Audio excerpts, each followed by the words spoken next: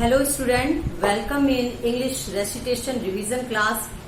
Student, today I will take last chapter of this syllabus, that is the poem number 2, Seeds. And this chapter written by Walter D. La Mere. In this chapter we read about once again all the poems and their translation, their exercises, word meaning and question answer also. So let's start our chapter, that is the seeds I shod for weeks unseen. Means in this poem that the poet sowing seeds a week that is not seen so many days. Means ये जो poem है इसमें writer जो है उन्होंने एक seeds को grow बोया है, सोट किया है अर्थ में, जो कि काफी हफ्तों तक दिखाई नहीं दे रहा है. Have pushed up a pygmy shoot of green, so frail you did think the thinnest stone would never let a glimpse be shown. Means वो इतना वीक है, इतना कमजोर है, मीन्स हफ्तों तक दिखाई नहीं दे रहा है. इवन उसके ऊपर एक इतना छोटा जो कंकड़ है जो कि बहुत ही सॉफ्ट है, स्मूथ है, उसे भी वो धक्का दे के बाहर नहीं आ सकता. मीन्स उसे कवर किया हुआ है. Okay, next, but no a pebble near them lies at least a cherry stone inside. और कुछ ही दिनों बाद वो अपने पिग्मी सूट से बाहर निकलता है और इवन जो चेरी के आकार का जो एक स्टोन है वो भी उसके ग्रोथ को रोक नहीं सकता और उसे एक धक्का देते हुए वो बाहर निकलता है. और उसके बाद क्या चीजें होती हैं? With that mere sprout has had a way to bask in a sunshine see the day. और वो उस सूट से बाहर आता है, पिग्मी सूट से, और धक्का देके चेरी साइज के स्टोन को वो धक्का देके बाहर आता है और सनशाइन में अपने आप को बास करता है, सेकता है और वो खूबसूरत दिन को एंजॉय करता है. तो ये पोएम जो थी वाल्टर डी ला मेरे, इन्होंने इस पोएम के थ्रू ये बताया है कि कैसे हमारी जो होप होती है उसके बेस पे हम कैसे एक वीक पर्सन से स्ट्रांग पर्सन बनते हैं. Only our hope and our internal strength. So here's this poem related to central idea. If the coming right about the central idea on these seeds. So central idea means student कि वो all over जो poem है उसका कहने का मतलब क्या है. तो ये आपका जो पोएम है इसमें वाल्टर डी ला मेरे ने एक उम्मीद के बारे में बात की है, एक होप के बारे में बात की है कि कैसे एक जो बीज उन्होंने बोया था और हफ्तों तक वो बाहर दिखता नहीं है अपने पिग्मी सूट में, वो पैक है. इवन जो उसके आसपास इतना छोटा कंकड़ जो कि काफी स्मूथ है उसे भी वो कवर किया हुआ है, दिखाई नहीं दे रहा है. बट कुछ ही दिनों के बाद वो अपने पिग्मी सूट से बाहर निकलता है और चेरी के आकर जो मीन्स जो एक छोटे से कंकड़ को के अंदर दबा था, दिखाई नहीं देता है, अब वो एक चेरी के साइज का जो स्टोन है उसे धक्का दे के वो बाहर आता है और वो सनशाइन को बास में अपने आप को बास करता है, सेकता है और उस दिन को एंजॉय करता है. तो as it is you take example for your self, how to you grow your personality as a weak to strong. Okay, so next is the central idea to related this chapter. So student, this is the central idea, that is the according to the Walter de la Mare the poem seeds relate to the hopes of man. जो Walter de la है उनके according जो उन्होंने जो seeds के बारे में कहा है कि ये सीड एक जो मैन होते हैं उनकी होप को रिप्रेजेंट कर रहा है. The poet has the seeds of his hand relatively the seeds of corner can be sown.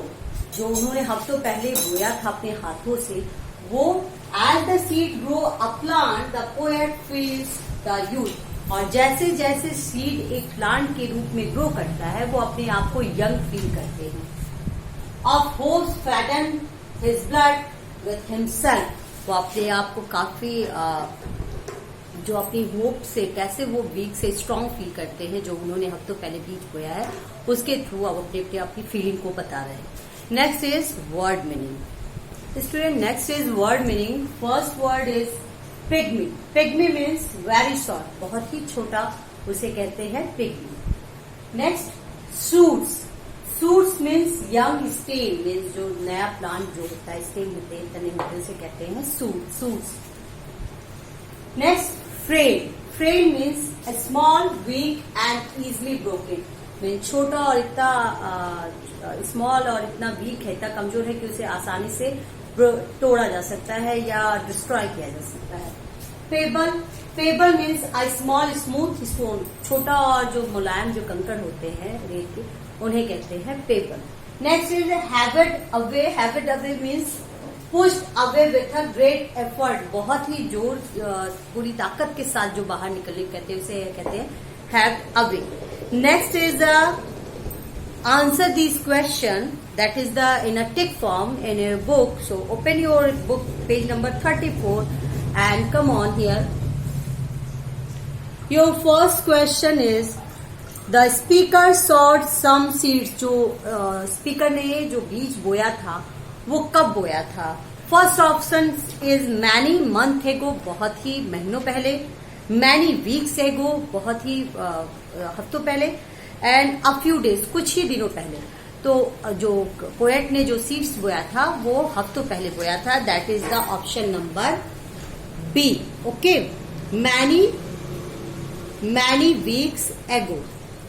Next is the seeds have sprouted small green shoots. उसके पास जो छोटी स्मॉल सूट्स है, जो पिग्मी सूट है, वो है। Not sprouted at all, growing into stream. तो वो जो उसके पास है sprouted small green shoots, option number A. Next is the speaker uses the word frail to describe. जो फ्रेल वर्ड यूज किया है स्पीकर ने इस पोएम में, उसका मतलब क्या है? For the use of the pebble. तो पेबल के लिए नहीं, क्योंकि पेबल का मतलब होता है small smooth stone. Next is the green shoot and the seed.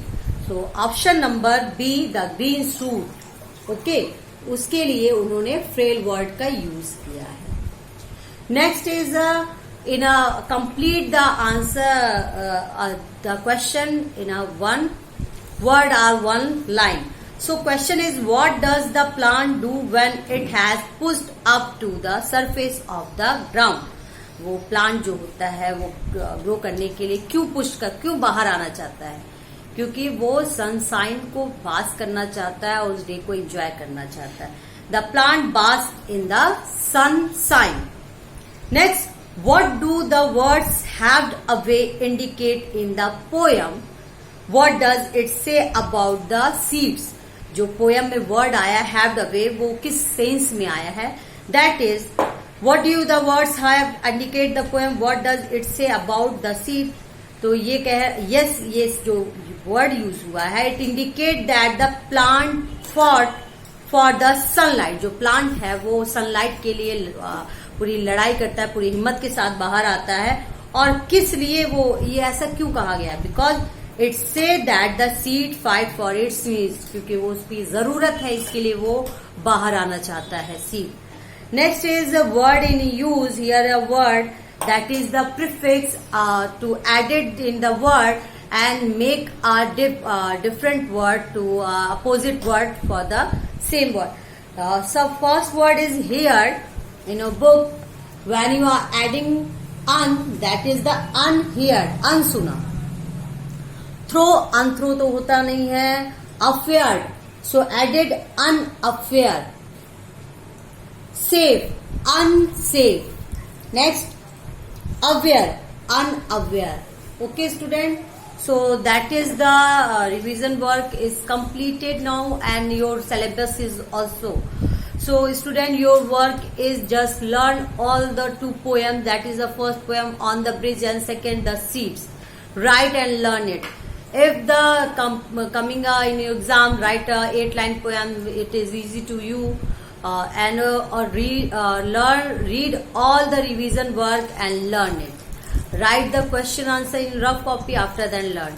इससे क्या होगा, आपकी राइटिंग भी खूबसूरत होगी और आपको लर्न भी होगा. Okay, now thank you so much. Best of your luck exam.